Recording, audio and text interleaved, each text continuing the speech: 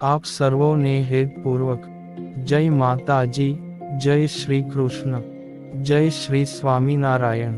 માતાજીના આઠમાંગ સ્વરૂપને મહાગૌરી તરીકે ઓળખવામાં આવે છે। આજના દિવસે માતાજીની પૂજા અર્ચના કરવાથી વિશેષ ફળ પ્રાપ્તિ થાય છે, તેમજ સાંજના સમયે આરતી કરવામાં આવતી હોય છે। માતાજીનું વાહન વૃષભ છે, અર્થાત અષ્ટ વર્ષા ભવેદ। ગૌરી તેમના આભૂષણો અને શણગાર આદિ શ્વેત છે।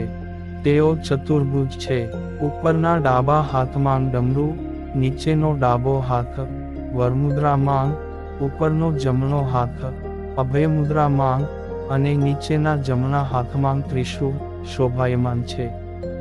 તેઓ સ્વભાવે અત્યંત શાંત અને સૌમ્ય છે, અને નારદ પંચરાત્રમાં વર્ણન છે તે મુજબ પાર્વતી રૂપમાં કઠોર તપ કરીને શિવને પતિ તરીકે પામવાનો નિર્ધાર કર્યો।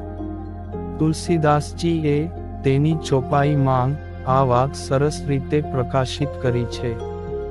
જન્મ કોટી લગી રગર હમારી, બરૌ શંભુ નત રહો કુંવારી। આવા કઠોર તપથી શરીર ખૂબ કાળું પડી ગયું।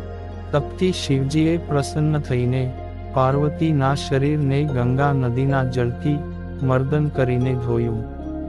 ત્યારે તેનો વર્ણ વિદ્યુત પ્રભા સમાન કાંતિમય અને ગૌર થઈ ગયો। ત્યારથી તેનું નામ મહાગૌરી પડ્યું। દુર્ગા સપ્તશતીમાં નજર કરીએ તો શુંભ, નિશુંભ સહિત અનેક અસુરનો વધ કરીને માં ખૂબ શાંત ચિત્ત થઈ બેઠા। ત્યારે અભિવાદનના સ્વરૂપમાં દેવતાઓએ મહાગૌરી પાર્વતીની અનેક સુંદર સ્વરમાં સ્તુતિ કરી।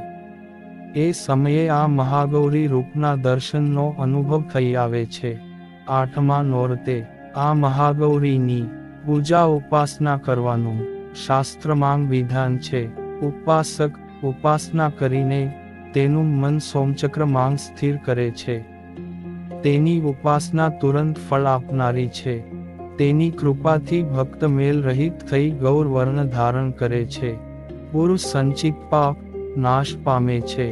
ઉપાસનાથી પાપ અને દુઃખ જેવા અનિષ્ટ દૂર થઈ જાય છે, જેનો પુરાણોમાં અગણિત મહિમા ગવાયો છે। ભક્તોએ નિત્ય તેના ચરણોનું ધ્યાન ધરીને માં આદ્ય શક્તિને શરણે જવું જોઈએ। મહાગૌરી ઉપાસના મંત્ર: ઓમ હ્રીં ક્લીં હૂં મહાગૌર્યે ફટ સ્વાહા। જય માતાજી।